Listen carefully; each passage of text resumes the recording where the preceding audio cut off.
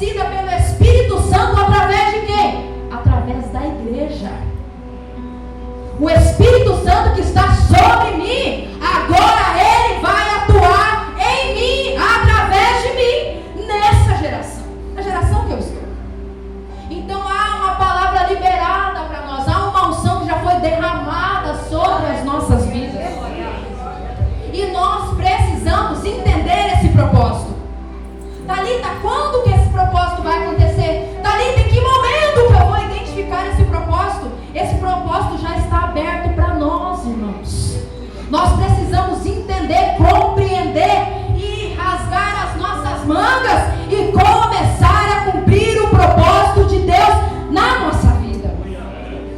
A Bíblia diz que Jesus morreu, mas ele deixou o Espírito Santo. Só que a Bíblia diz que ele também nos encheu com o Espírito Santo para nós cumprirmos esse propósito. Aleluia. E aí vem uma pergunta dizendo: quando eu vou viver esse propósito? Em que momento eu vou viver esse propósito?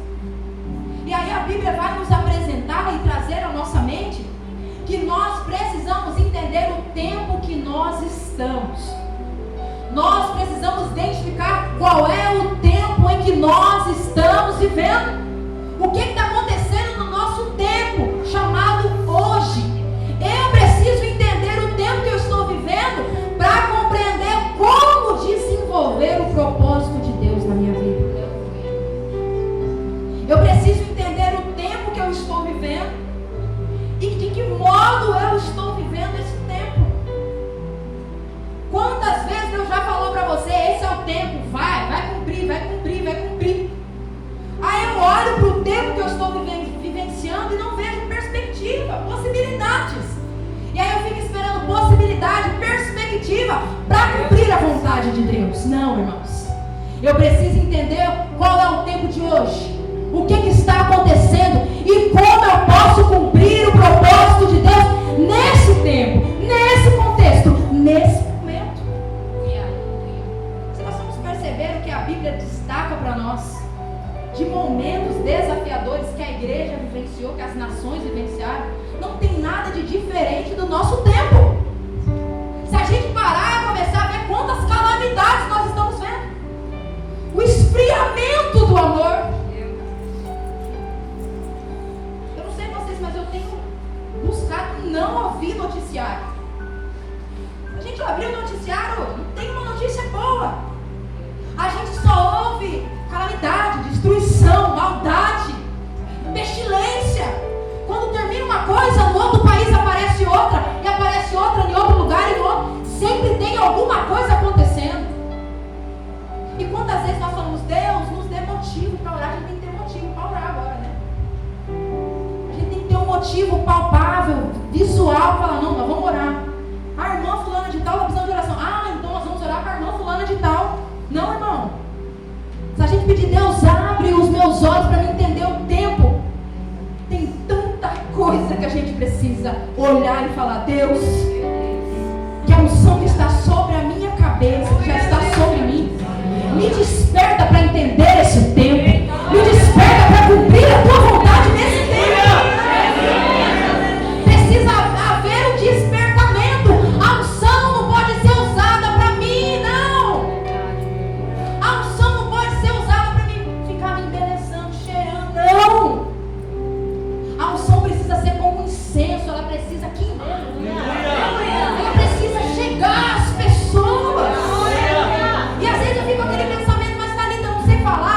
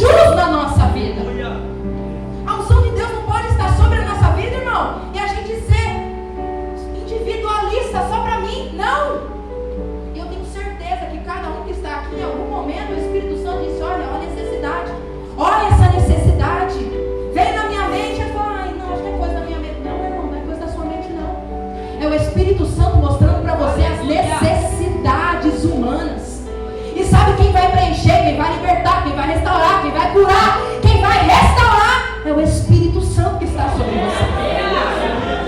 A gente não acredita mais na atuação do Espírito Santo, mas ele continua libertando, ele continua salvando, ele continua restaurando, ele continua mudando.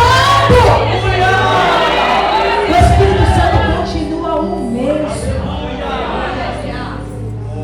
Quando nós entendemos o tempo que nós estamos vivendo, que nós precisamos consolar, libertar, restaurar, edificar, a Bíblia diz que aí sim o propósito começa a acontecer na nossa vida. E aí vem uma pergunta, Thalita, o propósito é para quem? Para quem que é o propósito? Você vai olhar para quem está do seu lado? Não vou ficar mandando você olhar para o lado para ninguém não, mas agora você dá uma olhadinha nele. Dá uma olhada para o irmão, para a irmã da direita e da esquerda. Dá uma olhadinha nele. Olha para o irmão da frente, de trás, dá uma olhadinha. E pergunta para ele, para quem é esse propósito? Pergunta aí, né? Para quem é esse propósito? Vai falar com vida, para quem que é esse propósito? Aí você vai responder para ele, esse propósito é para a igreja, é para você. Mas fala com ânimo para ele entender que o propósito, ele faz parte do propósito de Deus. Para quem é o propósito? O propósito são para todos que são salvos, para todos que acreditam no poder de Deus. Então você tem um propósito a cumprir nessa geração. E Jesus conta com você, não precisa de você, mas Ele conta com você para ser participante desse propósito maravilhoso. E pensando no congresso, falando sobre irmãs, nós já entendemos que há um propósito, que esse propósito é para todos. A Bíblia ela vai apresentar diversas. Agora o público vai ser um pouquinho mais específico aqui para as nossas irmãs. Nós já entendemos que nós temos um propósito, mas pensando em mulheres ungidas para um propósito, a Bíblia vai apresentar N mulheres que entenderam o propósito e cumpriram com excelência.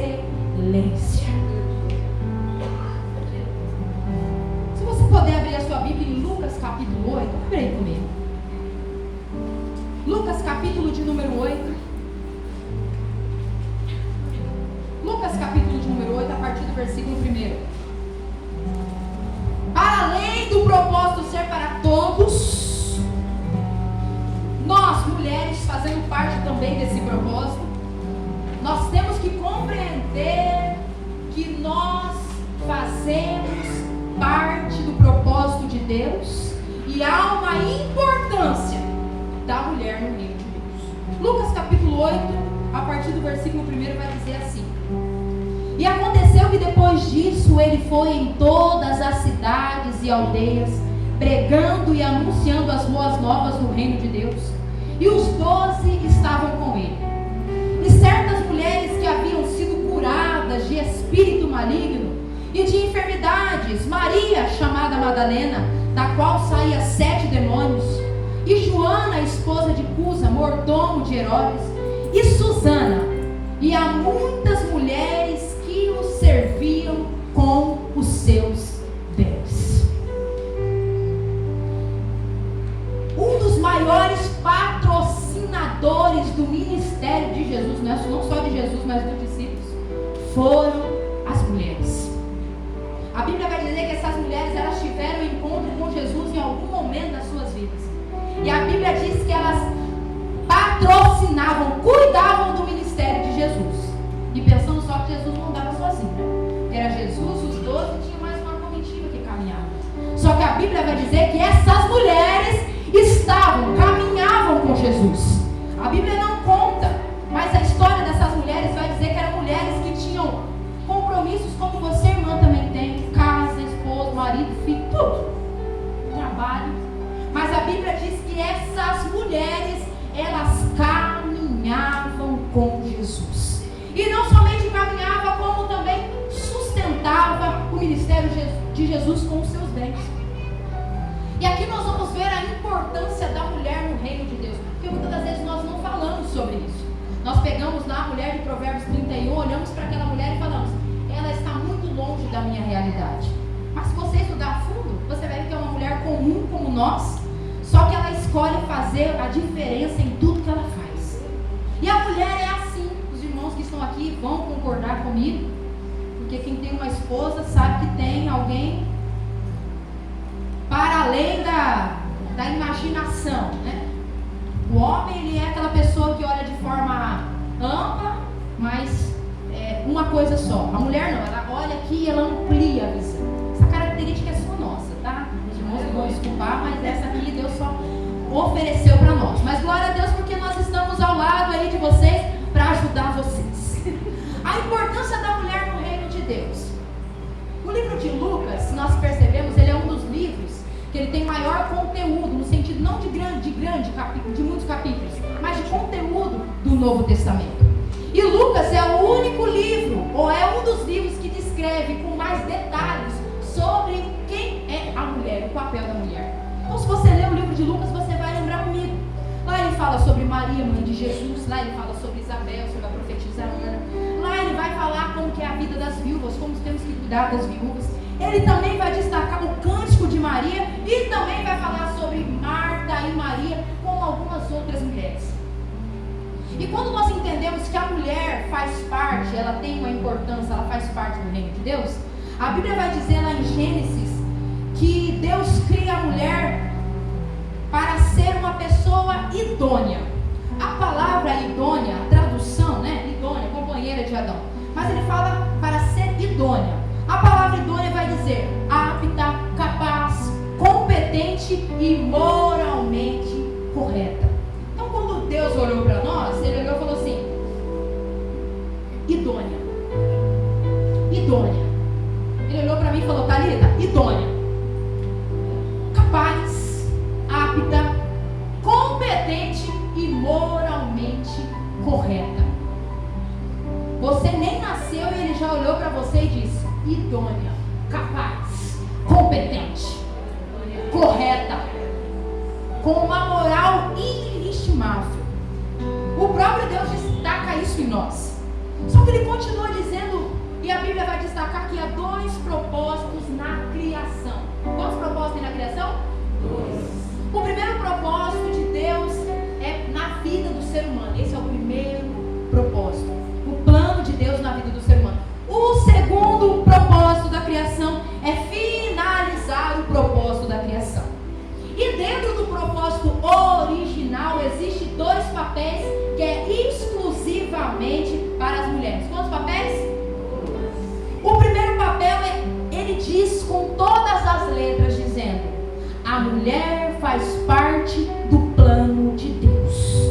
Nós fazemos parte do plano de Deus. O próprio Deus disse: ó, você faz parte do meu plano.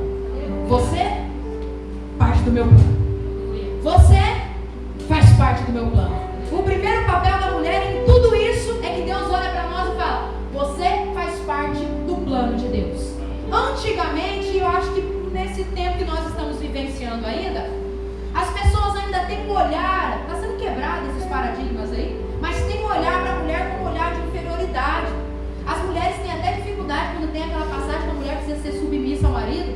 As mulheres falam: eu não, eu sou capaz dele, eu não consegue ter essa compreensão, porque a mulher foi tão oprimida, o nome da mulher não era citado. Só que a Bíblia vai dizer que o próprio Deus diz que a mulher faz parte do plano de Deus. E ele ainda diz que o segundo papel que nós temos, que nós fazemos parte da conclusão do projeto da criação. Não, vou repetir para você. Você faz parte da conclusão do projeto da criação. Gênesis capítulo 1 e capítulo 2 vai dizer que Deus começa a criar tudo. O céu, a terra, os animais que rastejam, os que voam, a lua, as estrelas, os animais. Tudo que ele olha, ele fala: bom. Bom. Ele cria bom. Tudo que ele vai criando, ele vai dizendo que é bom. Quando ele cria Adão, ele olha e fala: bom. Só que aí a Bíblia diz que Deus para, dá uma olhadinha, um giro de 360 graus, dá uma olhadinha em tudo que ele criou. Aí a Bíblia diz que estava faltando alguma coisa. E aí a Bíblia diz que ele cria a mulher da costela de Adão. Não é do pé não, viu, irmãos? É da costela, viu? que fala um grande na frente de um grande homem, como que é? Atrás de um grande homem existe uma grande mulher? Não. É assim mesmo? Como que é? Existe uma grande mulher. Não tem nada de trás, não. É do lado. É do lado de um grande homem existe uma grande mulher. Três irmãs que entenderam o propósito. Do lado de um grande homem existe uma grande mulher. Porque é caminhar junto, um ao lado do outro. Se um não conseguir, o outro ajuda. Se um estiver caindo, o outro levanta. A Bíblia fala que é bom caminhar em dois, não em um. E aí, quando Deus olha e cria a mulher, Ele fala: isso é muito bom. E quando Ele fala que isso é muito bom, Ele conclui o projeto da criação. Minha irmã, você faz parte do plano de Deus. Você é a conclusão do plano da criação. E às vezes você não vê valor em você, porque as pessoas não dão valor a você. Mas quando você parar e pensar que você não tem o valor, que a unção que está sobre você não vai cumprir o propósito, lembra dessa palavra: você faz parte do plano de Deus. Você tem unção sobre a sua cabeça e há um propósito para que você cumpra nessa geração. Eu vou ter que encurtar aqui porque o tempo não vai. O tempo rápido. E quando nós entendemos isso, nós temos que entender que tudo tem um começo. Tudo tem um começo. E quando nós falamos sobre a espiritualidade, nós falamos sobre relacionamento, conexão com Deus. E viver o plano de Deus, agora que eu entendi que eu faço parte do plano de Deus, viver o plano de Deus, nós estamos falando sobre conexão, relacionamento com Deus. Eu só vou entender o plano de Deus se eu me relacionar com Ele. E a Bíblia vai dizer que o nosso relacionamento, nós mulheres, com Deus é diferente. Porque não basta nós temos um relacionamento com Deus, a gente é diferente. Já começa pelos nossos congressos, né? Sempre tem que ter uma flor, um toque muito feminino. Tudo a gente vai ver um toque feminino. Em qualquer lugar que você entra, tem um toque feminino. Quando você chega num lugar que não tem nada, uma florzinha, uma coisinha, a gente fala: só trabalha homem aqui, não tem mulher aqui. Agora quando você chega num lugar que tá tudo só vê homem, mas você vê uma florzinha, opa, tem uma mulher aqui. E a gente é assim, a gente gosta de fazer um vestido bonito, a gente gosta de botar um sapato dourado, já para representar as ruas de ouro. A gente gosta de estar bonito. A gente vai no salão, tá tudo certo, pode se cuidar, se cuida mesmo. A gente faz um banner bonito, eu adorei minha foto ali, foi eu que mandei, mas eu gostei. Então a gente gosta.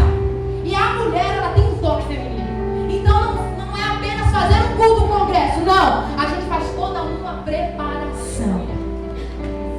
E há talentos, dons específicos somente para a mulher. Porque não basta eu levantar a minha mão, não, eu quero cantar também. Não basta eu levantar a minha mão, eu quero cantar, mas eu também quero chorar na presença de Deus.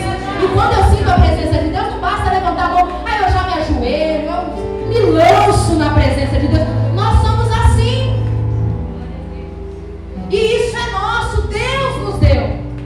Eu sou muito assim, não, minha irmã, tá bom. A gente é muito intensa na presença de Deus, e isso é bom, porque a gente vai fundo. E aí a nossa conexão, quando é fundo, o Espírito Santo vem junto com a gente também. Ele se revela para nós. E a nossa espiritualidade, ela teve um começo. Como eu já disse para vocês, eu vou rapidinho resumir, mas eu preciso trazer isso para você ter consciência de onde começou esse propósito.